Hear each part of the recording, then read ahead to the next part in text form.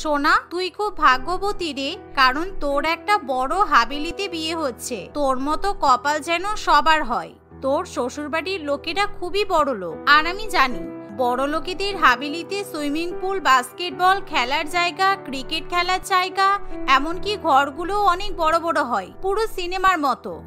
এই আমার হাবেলি শ্বশুরবাড়িতে একদম নজর দিবি না কিন্তু। তোর বাবাকে বল, তোর বাবাও যেন তোর জন্য এরকম বড় লোক শ্বশুরবাড়িতে বিয়ে ঠিক করে। সোনা এই কথা বলে তার বান্ধবীকে চুপ করিয়ে দেয়। কিন্তু বড়লোক হাবেলিতে বিয়ে হচ্ছে ভেবে সত্যি সত্যি সোনার রাত্রিবেলার ঘুম উড়ে যায়। সে সবসময় সোশ্যাল মিডিয়া খুলে তার হাবেলি শ্বশুরবাড়ির বিভিন্ন রকমের ছবি দেখতে থাকে, তাই তার উত্তেজনার শেষ নেই। দেখতে দেখতে এভাবে কিছুদিন কাটে। এরই মধ্যে ধুমধাম করে সোনার সাথে রাজকুমারের বিয়ে হয়। কিন্তু বিয়ের পর শ্বশুরবাড়িতে যাওয়ার পথে, এ কি, আপনারা ঘন জঙ্গলের মধ্যে দিয়ে কোথায় যাচ্ছেন? আমরা তো হাবেলিতে যাব। হ্যাঁ বৌমা, তোমাকে নিয়ে আমরা হাবেলিতেই যাচ্ছি, কিন্তু আমাদের হাবেলিটা একটু জঙ্গলের ভেতরের দিকে, তুমি কিছু মনে করো না। কিন্তু জঙ্গলে সেই দুর্গম রাস্তা দেখে সোনা ভয় পেয়ে যায়। কিছুক্ষণ পর তারা হাবেলির সামনে গিয়ে উপস্থিত হয়। কিন্তু সেই হাবেলির দুর্দশা দেখে সোনা একেবারে আকাশ থেকে পড়ে, কারণ সে আশা করে সে এক বিশাল অট্টালিকা সমান রাজপ্রাসাদে যাবে। কিন্তু দুঃখের বিষয়, তার শ্বশুরবাড়ির হাবেলি 200 বছরের পুরানো। সেই হাবেলির গায়ে বটগাছ জন্মে গেছে, চারিদিকে ভাঙাচোরা দেওয়াল, আর ইটগুলো দাঁতের মতো খুলে বেরিয়ে এসেছে। হাবেলির এরকম দৃশ্য দেখে সোনা কিছুতেই সেই হাবেলির মধ্যে যেতে চায় না। আপনারা আমাকে নিয়ে কোথায় এসেছেন? আপনারা যে বললেন আপনারা হাবেলিতে থাকেন, আমি সোশ্যাল মিডিয়াতে আপনাদের হাবেলির কত ভালো ভালো ফটো দেখেছি, কিন্তু এটা কি? এটা তো একটা ভাঙা খণ্ডর মনে হচ্ছে। এরকম বলতে নেই বৌমা, এটা আমাদের পূর্বপুরুষের দেওয়া 200 বছর পুরানো হাবেলি। আর তুমি যেই ছবিগুলো দেখেছিলে সেটা তো 200 বছর পুরানো ছবি। আমাদের হাবেলি একটু পুরানো হয়ে গেছে বলে আমরা এখনকার ছবি আপলোড করি না। শাশুড়ি মা এই কথা বললেই বৌমার কিছু করার থাকে না, কিন্তু সে মনে মনে সেই পুরানো হাবেলি বাড়িকে কিছুতেই নিজের শ্বশুর বাড়ি বলে মেনে নিতে পারে না। নতুন বৌমা যখন সেই হাবেলিতে গৃহপ্রবেশ করে, তখন সেই হাবেলির ভেতরের অবস্থা দেখে তার দুরবস্থা হয়ে যায়। চারিদিকে মাকড়সার জাল ঝুলে থাকে, এমনকি হাবেলিতে ঢোকা মাত্রই কয়েকটা বাদুড়ের চাক তার মাথার উপর দিয়ে উড়ে যায়। এরকম নোংরা দুর্দশা দেখে সে কি করবে কিছুই বুঝে উঠতে পারে না। এর থেকে আমার একতলা বাড়ি অনেক ভালো ছিল, রাত্রিবেলা অন্তত শান্তিতে ঘুমাতে পারতাম। আমি কি করে এই ভাঙাচোরা বাড়িতে থাকবো কিছুই বুঝতে পারছি না। জানালা দরজা সবই তো ভাঙা। বৌমা যাও যাও, তুমি ঘরে গিয়ে বিশ্রাম নাও, সব ঠিক হয়ে যাবে। এই শুনে নতুন বৌমা ভাঙাচোরা ঘরে গিয়ে রাত্রিবেলা কোনো মতে ঘুমিয়ে পড়ে। কিন্তু এরকম পুরানো হাবেলিতে তার মোটেই ঘুম আসতে চায় না। মাঝরাত হতে না হতেই সোনার ঘুম ভেঙে যায়, কারণ চারিদিক থেকে শিয়ালের আওয়াজ শুনতে পাওয়া যায়। রাজকুমার, তোমাদের হাবেলিতে শিয়াল থাকে নাকি? কেমন করে ডাকছে? আমার তো খুব ভয় করছে, আমার কিছুতেই ঘুম আসছে না, বিশ্বাস করো। উফ বাবা, মাঝরাত্রিবেলা কাছে ঘুমটা ভাঙিয়ে দিলে। আমাদের হাবেলির পাশের বাগানে অনেকগুলো শিয়াল আছে, ওরাই ডাকছে। আর হ্যাঁ, শুধু শিয়াল নেই, গোসাপ, হায়না সবই আছে। তোমার ভাগ্য যদি ভালো থাকে তাহলে দেখবে জানালা দিয়ে ওরা উকি দিয়ে তোমাকে দেখছে। কি? হায়না আছে? আমার খুব ভয় করছে, আমি যে কি করে এখানে থাকবো আমি জানি না। আরে ওরা তোমার কিছুই করবে না, আর তাছাড়া কিছুদিন এখানে থাকতে থাকতে ওরা তোমার বন্ধু হয়ে যাবে, তাই আমরা এখানে থেকে অভ্যস্ত, বুঝেছো? রাজকুমারের এরকম পাগলের মতো কথা শুনে সে আরো বেশি ভয় পেয়ে যায়। এভাবেই ভয় পেতে পেতে কখন যে সে ঘুমিয়ে পড়ে নিজেই বুঝতে পারে না। পরের দিন সকালবেলা ঘুম থেকে ওঠার পর সোনা যখন তার শাশুড়ি মায়ের কাছে যায়, তখন সাবিত্রী দেবী তার হাতে একটা বড় ঝাঁটা ধরিয়ে দেয়। এই ঝাঁটা নিয়ে আমি কি করব মা? আর বলো না বৌমা, আমাদের হাবেলিটা একেবারে জঙ্গলের ভেতরে তো, তাই কোনো কাজের মাসি আসতে চায় না। যে কটা আসে সব কটা ভয়ে পালিয়ে যায়। এমনিতেই আমার কোমরে ব্যথা, তাই আমি আমাদের হাবেলি ভালো করে পরিষ্কার করতে পারি না। তুমি বরঞ্চ আজকে পুরো হাবেলিটা পরিষ্কার করে দাও, মাকড়সার জালও তো ভরে গেছে। শাশুড়ি মায়ের কথা শুনে বৌমা ভীষণই ভয় পেয়ে যায়। কারণ সে ভাবতেও পারেনি যে সে হাবিলির বউ হয়ে তাকে এখন সেই পুরানো হাবিলি বাড়ি পরিষ্কার করতে হবে। কিন্তু শাশুড়ি মা যেহেতু বলে তাই বৌমা না করতে পারে না। সে নাকে রুমাল বেঁধে তার পুরানো হাবিলি শ্বশুরবাড়ি পরিষ্কার করতে শুরু করে দেয়। চারিদিকে ধুলো, নোংরা, ময়লা ভর্তি থাকে, যা দেখে সোনা কাঁদতে শুরু করে। কলেজের বিল্টু আমাকে কতবার প্রপোজ করেছিল, কিন্তু ও ঝাঁটার ব্যবসা করে বলে আমি ওকে বিয়ে করিনি। আর এখন এই ঝাঁটা নিয়ে আমাকে আমার শ্বশুর বাড়ি পরিষ্কার করতে হচ্ছে। ওকে বিয়ে করে নিলেই বরঞ্চ ভালো হতো, আমাকে এরকম দুর্দিন দেখতে হতো না। এভাবে সে কোনো মতে পুরানো হাবেলি বাড়ি পরিষ্কার করতে থাকে। কিন্তু হঠাৎ করে তার শ্বশুর বাড়ি থেকে 2-3টে আরো ইট খুলে পড়ে যায়, যা দেখে সোনা খুবই ভয় পেয়ে যায়। এভাবেই কোনো রকমে সমস্ত কিছু পরিষ্কার করার পর সোনা তার শ্বশুরবাড়ির লোকেদের জন্য রান্নাবান্না করতে যায়। কিন্তু রান্নাঘরেরও একই রকম দুর্দশা। ফ্রিজ আছে কিন্তু সেই ফ্রিজ চলে না। আর সেই হাবিলিতে গ্যাস ওভেনের ব্যবস্থা নেই, বরঞ্চ মাটির উনুন আছে। সেই উনুনেই সোনাকে রান্নাবান্না করতে হবে। মা, আমি মাটির উনুনে এত লোকের জন্য কিভাবে রান্না করব? এটা তো আমার শ্বশুর বাড়ির ঐতিহ্য। এই হাবিলিতে বরাবর এই উনানেই রান্না বান্না করা হয়।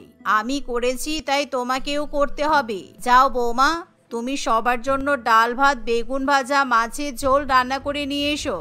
শাশুড়ি মায়ের কথা শুনে বৌমা তখনই রান্না বান্না করতে শুরু করে দেয়।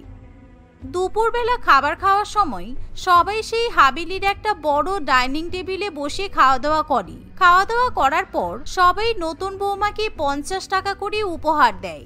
এরা নাকি এত বড় লোক, কিন্তু এদের মন খুবই নিকৃষ্ট।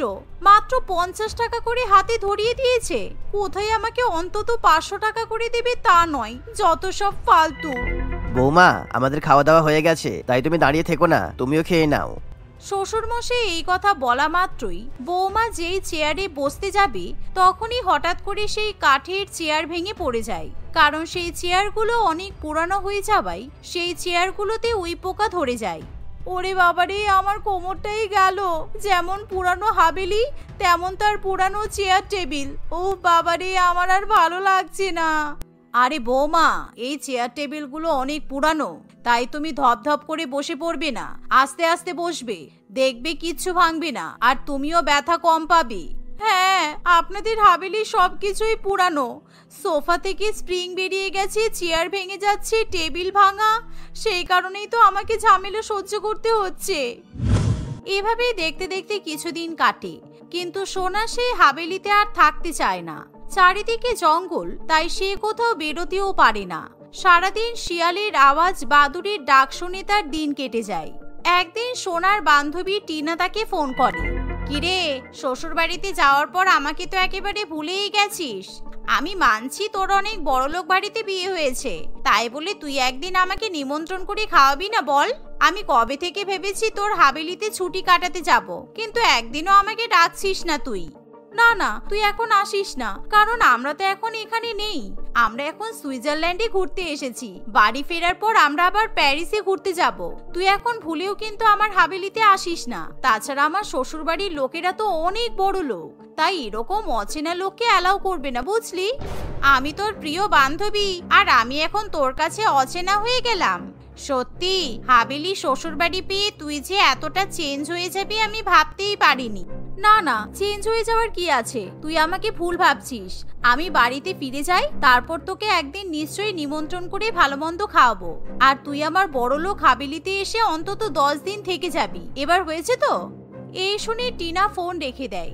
কয়েকদিন পর সোনা যখন তার বাপের বাড়িতে যায়, তখন তার বাপের বাড়ির লোকেরা পুরানো হাবেলির কথা শুনে খুবই অবাক হয়। সোনার বাপের বাড়ি থেকে কিছুতেই ফিরতে চায় না, যার ফলে সাবিত্রী দেবী তার পরিবারকে নিয়ে সোনার বাপের বাড়িতে আসে।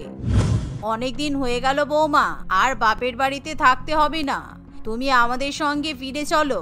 আমরা এখন হাবেলিতে তোমাকে ছাড়া কিছুতেই একা থাকতে পারি না। মা, কিছুদিন পর আমার বোনের জন্মদিন, তাই আমি ঠিক করেছিলাম আরো কিছুদিন এখানে থেকে তারপর যাব। তুমি তোমার বোনকে নিয়েই আমাদের বাড়িতে চলো না, ওখানে গিয়ে ওর বড় করে জন্মদিন পালন করা হবে। আমাদের হাবেলিতে অনেক জায়গা আছে, তাই আত্মীয় স্বজন আসলে কোনো অসুবিধা হবে না। এরকম কথা শোনা মাত্রই সোনার বোন ভীষণই ভয় পেয়ে যায়। না না, আমার কোথাও যাওয়ার দরকার নেই। আর দিদি, তোর শাশুড়ি মা একদম ঠিক কথাই বলেছে, তুই বরং তোর শ্বশুর বাড়িতে ফিরে যা। আমার যখন জন্মদিনের অনুষ্ঠান পালন করা হবে তখন তোকে নিমন্ত্রণ করব, তুই চলে আসিস, কেমন? এরকম কথা শুনি সোনার কিছু করার থাকে না। সে আবার তার পুরানো হাবেলি শ্বশুর বাড়িতে ফিরে যায়। কিন্তু সারাদিন সেই পুরানো হাবেলি পরিষ্কার করি, সেই হাবেলির বাগান পরিষ্কার করি এবং সবার জন্য রান্না করতে করতে সোনার দিন কেটে যায়। অন্যদিকে একদিন টিনা তার অফিসের কলিগদের সঙ্গে সার্ভে করতে বেরোয়। তাদের আজকে সার্ভের ঠিকানা হলো জঙ্গলের মধ্যে পুরানো হাবেলি, কিন্তু সেই ব্যাপারে সোনা এখনো পর্যন্ত কিছু জানে না।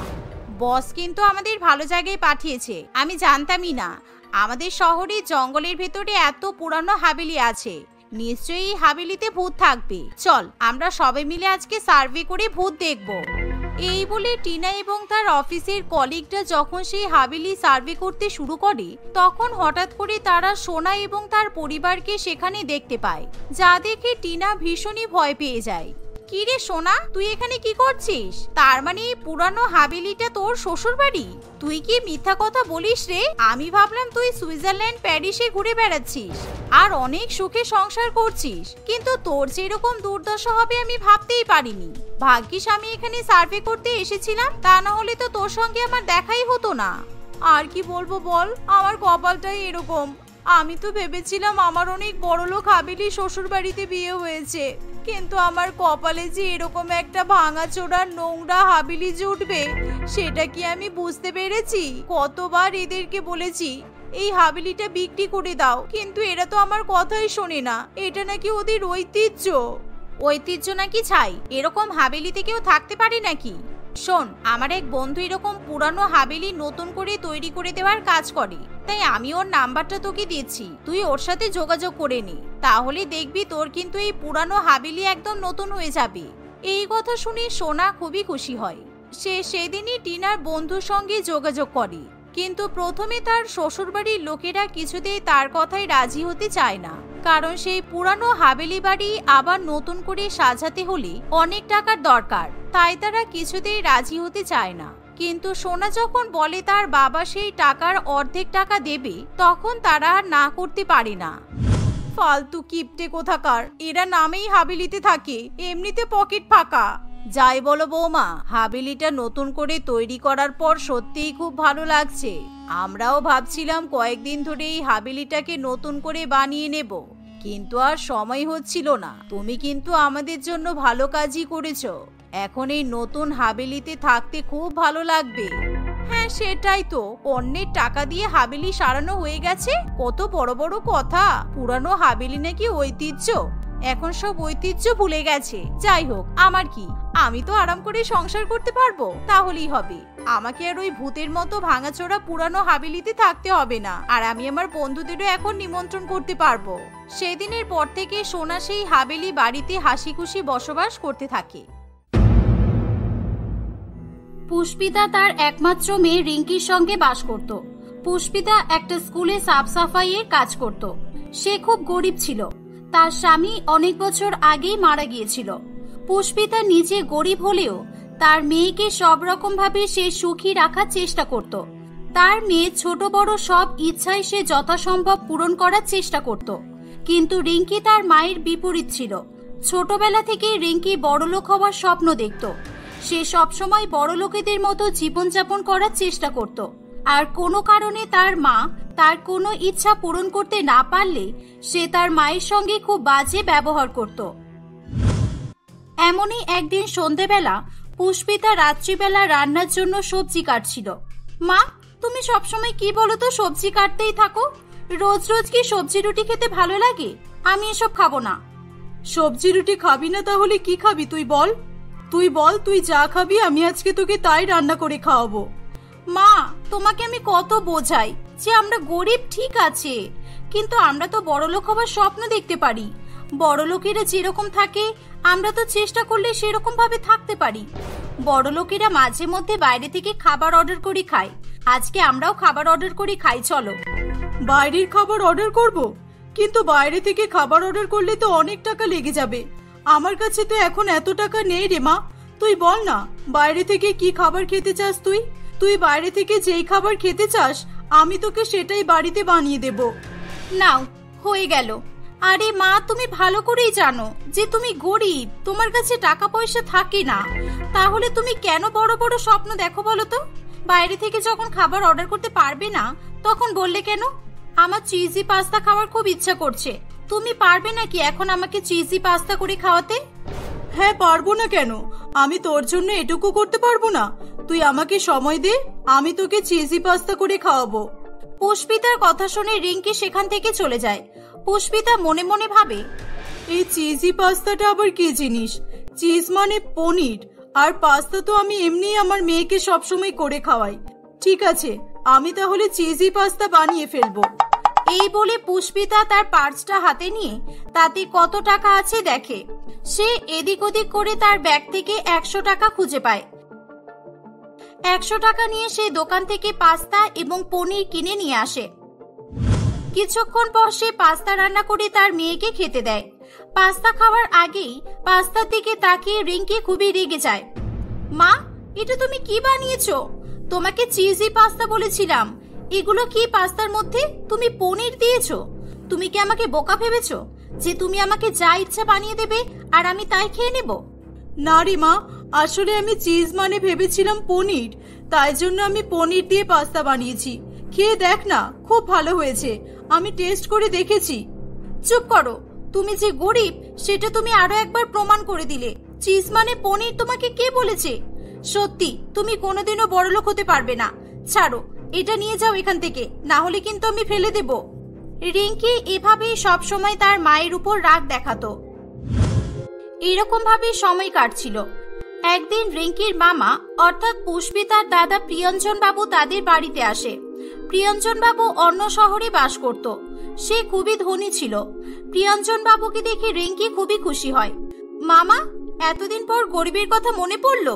বড়লোক বলে কথা, বড়লোকেদের কি আর গরিবের কথা মনে পড়বে বলো? আচ্ছা মামা, তুমি আমার জন্য কি এনেছো? আমি তোর জন্য একটা ড্রেস আর জুতো এনেছি, দেখ পছন্দ হয়েছে কিনা। ও মাই গড, এই ড্রেসটা খুবই সুন্দর। বড়লোকেরা এরকমই জামা পরে। মা, আমি তোমাকে বলেছিলাম না আমার বন্ধুরা নতুন জামা কিনেছে, ওরা এরকমই জামা কিনেছিল। মামা, তুমি খুব ভালো কাজ করেছো এই জামাটা এনে। এই জামাটা পরলে আমাকে বড়লোক মনে হবে। এরকম জামা আমার গরিব মা আমাকে কখনোই কিনে দিতে পারবে না। যাক, মা কিনে দিতে পারিনি তাতে কি হয়েছে, তোর মামা তো কিনে দিতে পেরেছে। তুই খুশি হয়েছিস, সেটাই যথেষ্ট। আর বল, তোর পড়াশোনা কেমন চলছে? উচ্চ মাধ্যমিকে কত নাম্বার পেলি? উচ্চ মাধ্যমিকে ভালো নম্বরই পেয়েছি, কিন্তু পড়াশোনা করে কি হবে বলো তো? সেই তো ভর্তি হতে হবে কম দামি একটা সরকারি কলেজে। আমার তো ইচ্ছে ছিল বড়লোকেদের মতো নামি দামি কলেজে ভর্তি হওয়ার। মায়ের তো সেই ক্ষমতা নেই। এরকম বলিস না মা, আমি আছি তো তোর ইচ্ছে পূরণ করার জন্য। তুই বরং আমার সঙ্গে আমার বাড়িতে চল, তুই শহরের ভালো কোনো নামি দামি কলেজে ভর্তি হবি আর ওখানে থেকেই পড়াশোনা করবি। কি, তুমি সত্যি বলছো? তুমি আমাকে তোমাদের বাড়িতে নিয়ে যাবে? ইয়ে, আমি যাব। তোমাদের বাড়ি অনেক দূরে বলে মা তো আমাকে আজ পর্যন্ত তোমাদের বাড়িতে যেতেই দিল না। না না দাদা, এটা তুমি কি বলছো? আমার মেয়েকে তুমি নিয়ে চলে গেলে আমি আমার মেয়েকে ছাড়া কিভাবে থাকবো? একে ছাড়া আমার আর কেই বা আছে? না মা, আমি তোমার কাছে থাকবো না। এমনিও তোমার মতো গরিব মায়ের কাছে থেকে কি হবে বলো তো? তুমি কি আমার কোনো ইচ্ছে ঠিকঠাক ভাবে পূরণ করতে পারো? কিছুই পারো না। মামার সঙ্গে গেলে বরং আমি ভালো থাকবো। মামার তো টাকা পয়সার অভাব নেই, কি মামা, তাই তো? হ্যাঁ রে মা, আমি তোকে খুব ভালো রাখবো। আর বোন, তুই চিন্তা করিস না, মাত্র 3 বছর তো। 3 বছর পর তোর মেয়েকে আমি তোর বাড়িতেই দিয়ে যাব। চিন্তা করিস না, তোর মেয়ে আমাদের বাড়িতে থেকে খুব ভালো থাকবে। ঠিক আছে, সাবধানে থাকিস কিন্তু, আর আমাকে ফোন করবি। হ্যাঁ, ফোন করব? তোমার কাছে ফোন আছে নাকি যে তুমি বলছো ফোন করবি? তোমার তো ফোন কেনারও সামর্থ্য নেই, তাই ফোনে কথা বলারও দরকার নেই। চলো মামা। এই বলে রিঙ্কি তার মামার সঙ্গে শহরে চলে যায়। প্রিয়ঞ্জন বাবুর বিশাল রাজপ্রাসাদের মতো বাড়িতে প্রবেশ করে রিঙ্কি অবাক হয়ে যায়। সে তার মামাকে যতটা বড়লোক ভেবেছিল, তার মামা তার চেয়ে অনেক বেশি ধনী ছিল। তাদের বাড়িতে কোনো জিনিসেরই অভাব ছিল না। প্রিয়ঞ্জন বাবু তার স্ত্রীর সঙ্গে সেখানে থাকতো। তাদের কোনো সন্তানও ছিল না, তাই তারা রিঙ্কিকে নিজের মেয়ের মতো ভালোবাসতে শুরু করে। কিছুদিনের মধ্যেই রিঙ্কির জীবন পুরোপুরি পাল্টে যায়। শহরের নামি দামি কলেজে ভর্তি হওয়ার পর সে নিজেকে শহুরে মেয়ে মনে করতে শুরু করে। তার যখন যেটা ইচ্ছা হতো সে মুহূর্তের মধ্যেই পেয়ে যেত। রিঙ্কি সেখানে খুবই খুশি ছিল। ভাগ্যিস আমি মাকে ছেড়ে এখানে এসেছিলাম, এখানে এসে তো আমি বড়লোক হয়ে গেছি। বড়লোক মামার বাড়িতে এসে আমার কিন্তু খুব লাভ হয়েছে। আমার তো অনেক আগেই মামার বাড়িতে চলে আসার দরকার ছিল। আমার পুরো লাইফটাই চেঞ্জ হয়ে গেছে, যখন যেটা ইচ্ছা সেটাই পেয়ে যাচ্ছি। শহরে রিঙ্কির অনেক বন্ধু বান্ধব হয়েছিল। সে তার বেশিরভাগ সময় তার বন্ধু বান্ধবদের সঙ্গেই সময় কাটাতো। সে তার বন্ধুদের কখনোই তার গরিব মায়ের ব্যাপারে জানতে দেয়নি। তার বন্ধুরা সবাই ভাবতো রিঙ্কি প্রিয়ঞ্জন বাবুরই মেয়ে। দেখতে দেখতে 2 বছর কেটে যায়। এরই মধ্যে পুষ্পিতা অনেকবার রিঙ্কির সঙ্গে ফোনে কথা বলার চেষ্টা করেছিল, কিন্তু রিঙ্কি কখনোই তার মায়ের ফোন ধরতো না। সে সবসময় তার মাকে ইগনোর করত। এমনই একদিন পুষ্পিতা তার পাশের বাড়ির বুলটির কাছে যায়। এই বুলটি, আমার মেয়েকে একবার ফোন কর না। আমার না সকাল থেকে মনটা কেমন করছে। আমার মেয়েটাকে দেখার বড্ড ইচ্ছা করছে। তুই একবার ভিডিও কল কর তো। সে না হয় করে দিচ্ছি, কিন্তু তোমার মেয়ে এমনি কল ধরে না। আর তোমার ভিডিও কল ধরবে বলে তুমি মনে করছো? তোমার মেয়ে মনে হয় আমার নাম্বারটা চিনে রেখেছে, বুঝেছো? সেই জন্য আমার নম্বর দেখলে ইচ্ছে করে ফোন ধরে না। দাঁড়াও, আমি একবার আমার বরের ফোন থেকে দেখছি ফোন করে। এই বলে বুলটি তার বরের ফোন থেকে রিঙ্কিকে ভিডিও কল করে। রিঙ্কি তখন কলেজে ছিল। সে তার কিছু বন্ধুদের সঙ্গে বসে গল্প করছিল। আননোন নাম্বার থেকে ভিডিও কল আসছে দেখে রিঙ্কি ফোনটা রিসিভ করে। এই ধরো ধরো, তোমার মেয়ে ফোন ধরেছে, এই দেখো। পুষ্পিতা ভিডিও কলে তার মেয়েকে দেখে অবাক হয়ে যায়। রিঙ্কি পুরোপুরি পরিবর্তিত হয়ে গিয়েছিল। তাকে চেনাই যাচ্ছিল না। তাকে দেখে সত্যি সত্যি বড়লোক বলে মনে হচ্ছিল। অনেকদিন পর নিজের মেয়েকে দেখতে পেয়ে পুষ্পিতার চোখে জল চলে আসে। কেমন আছিস রে মা তুই? একবারও কি এই গরিব মায়ের কথা তোর মনে পড়ে না? তুই একবারও আমাকে ফোন করিস না কেন রে? তুই কবে বাড়ি আসবি? রিঙ্কির বন্ধুরা আশেপাশে থাকায় সে বলে, কে আপনি? আমি আপনাকে চিনি না, সরি। যাকে তাকে ভিডিও কল করছেন কেন? আমি আপনার মেয়ে নই, রাখুন ফোন। এই বলে রিঙ্কি তার মায়ের ফোনটা রেখে দেয়। কিরে, ওই যে শাড়ি পরেছিল গরিব মতো বউটা, কে ছিল ওটা? তোর মা নাকি? ধুর, কি বললাম শুনতে পেলি না তোরা? ওটা আমার মা, তোরা ভাবলি কি করে? জানিস না আমি বড়লোক ঘরের মেয়ে? আচ্ছা ছাড়, চল আমরা পিৎজা খেয়ে আসি। রিঙ্কি তার মাকে ওরকম ভাবে উল্টোপাল্টা কথা বলে ফোন রেখে দেওয়ায় পুষ্পিতা খুবই কষ্ট পেয়েছিল। সে অঝরে কাঁদতে থাকে। দেখতে দেখতে আরো 1 বছর কেটে যায়। রিঙ্কির পড়াশোনাও শেষ হয়ে যায়, কিন্তু তবুও রিঙ্কি তার গরিব মায়ের কাছে ফিরে যেতে চায় না। আমি আমার গরিব মায়ের কাছে কখনোই ফিরে যাব না। আমার কাছে ওই গরিব ঘর নরকের সমান। আমি এখানকারই কোনো ধনী ছেলেকে পটিয়ে বিয়ে করব। তবে আমি যে গরিব ঘরের মেয়ে সেটা তাকে জানতে দিলে চলবে না, না হলে কেউ তো আমাকে বিয়েই করবে না। রিঙ্কি এমনই ভেবে ধনী ঘরের কোনো ছেলের সন্ধান করতে থাকে, কিন্তু সেরকম কোনো ভালো ছেলে সে পায় না। দেখতে দেখতে আরো কয়েক মাস কেটে যায়। রিঙ্কির জন্মদিন চলে আসে। রিঙ্কির জন্মদিন উপলক্ষে তার মামা ও মামি তার জন্য একটা অনেক বড় পার্টির আয়োজন করেছিল।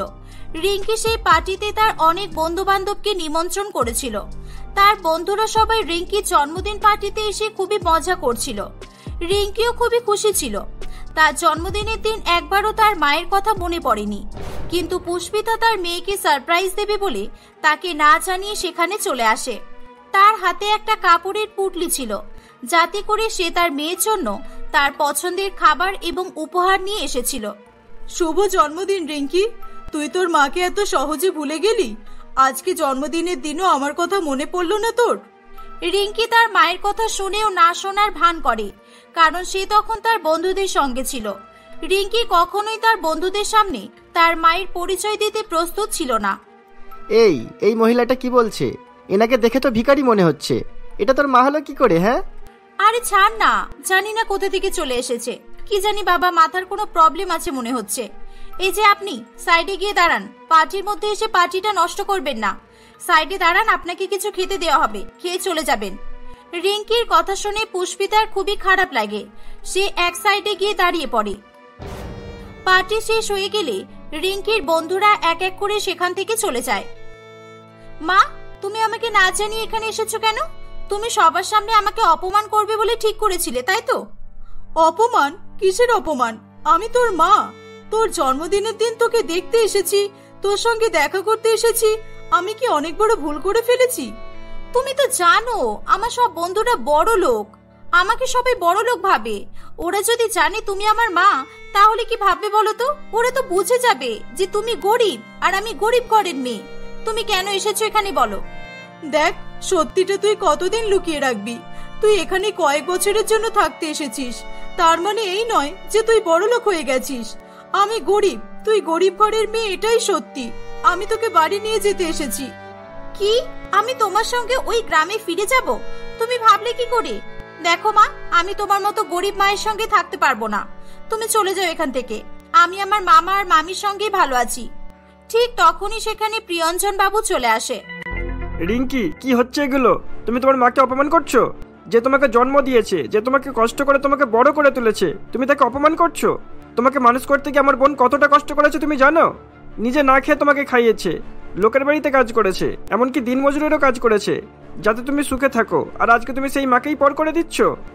ছাড়ো দাদা, এই যখন তোমাদের কাছে ভালো আছে তখন থাকুক। আমি চলে যাচ্ছি এখান থেকে।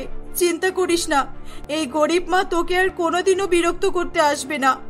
মা, আমাকে ক্ষমা করে দাও, আমি তোমার সঙ্গে ঠিক করিনি। যতই হোক তুমি আমার মা, আর আমি সব সময় তোমাকে অপমান করেছি। আমি আর কখনোই এরকম করব না। বোন, তোর মেয়েকে ক্ষমা করে দে, আর তুই এবার থেকে এখানেই থাকবি। তোকেও আমি আর ওই গ্রামে ফিরে যেতে দেবো না। আমি তো তোকে শহরে নিয়ে আসার জন্য এই প্ল্যানটা করেছিলাম, আর তাই তোর মেয়েকে শহরে এনেছিলাম। আমি জানতাম তুই তোর মেয়েকে ছাড়া থাকতে পারবি না, আর জানিসই তো আমার টাকা পয়সার কোনো অভাব নেই, তাই তুই গ্রামে অত কষ্ট করে থাকবি। আমি এটা মেনে নিতে পারবো না। প্রিয়ঞ্জনের কথা শুনে রিঙ্কি ও পুষ্পিতা দুজনেই খুবই খুশি হয়। পুষ্পিতাও সেদিন থেকে সেখানেই থাকতে শুরু করে। প্রিয়ঞ্জন একটা ভালো জায়গায় পুষ্পিতার কাজের ব্যবস্থা করে দেয়। এভাবেই তারা সবাই মিলে হাসি খুশি বসবাস করতে থাকে।